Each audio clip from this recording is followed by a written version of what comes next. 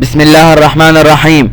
آخر التطورات في محافظة درعا وريفها. جمعة رمضان شهر الانتصارات والفتوحات.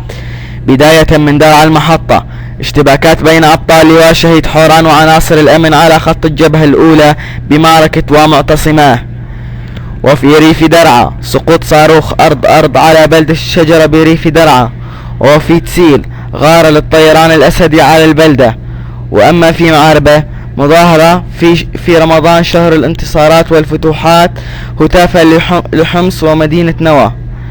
وأما الشهداء في درعا السد، استشهاد البطل خالد كاسوحة من أبطال الجيش الحر، استشهد بالاشتباكات في محيط الحي.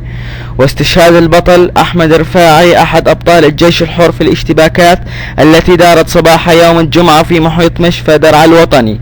واستشهاد البطل فراس الخرسان النعيمي من بلدة البكار، وأحد أبطال الجيش الحر استشهد أثناء اقتحام كتيبة عين ذكر. وفي عين ذكر شهيد مجهول الهوية من عناصر الجيش الحر. وفي معركة أم المعارك استشهاد وليد صبيحي، واستشهاد البطل محمد رائد البقيرات من مدينة تل شهاب، والذي استشهد في المعارك الدائرة مع عصابات الأسد في قرية عين ذكر غرب ريف درعا. هذه آخر التطورات في محافظة درعا وريفها. جمعة رمضان شهر الانتصارات والفتوحات.